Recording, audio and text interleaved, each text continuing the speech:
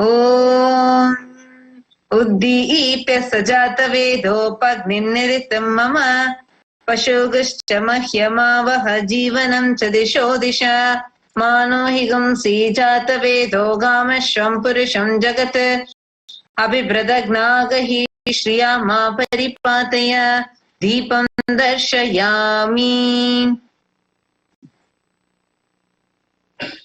The next is the offering of Naivedyam.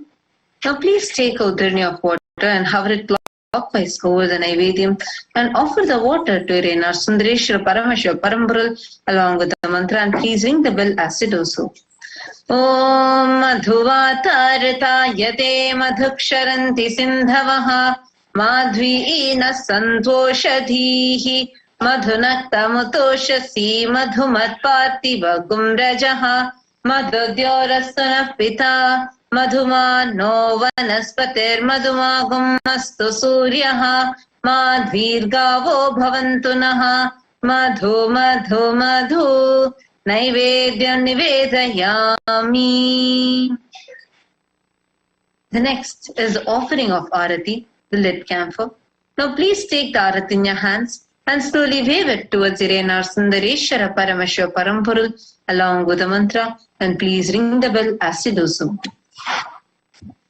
Om Rajadhirajaya Prasanya Sahine Namo Vayam Vaishravanaya Kurmahe Same Kamang Kamakamaya Mahyam Kameshwaro Vaishravano Dadato Kuberaya Vaishravanaya Maharajaya Namaha Karpura Gauram Karunavataram Samsarasaram Bhujagendraharam Sada Vasantam Hridayarvinde Bhavam Bhavani Sahitam Namami Bhavam Bhavani Sahitam Namami Bhavam Bhavani Sahitam Namami Karpura Niranjanam Darshayami.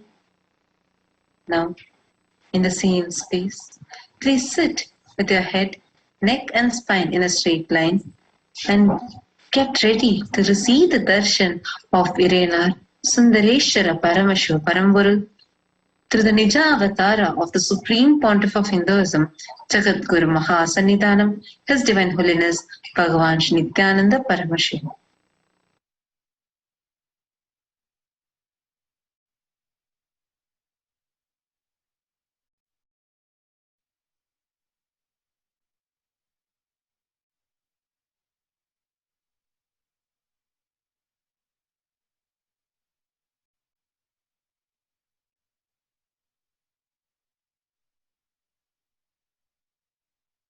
Connecting with the divine with your eyes closed is meditation.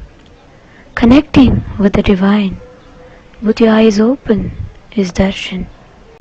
Come, let us all now move from meditation to darshan. Slow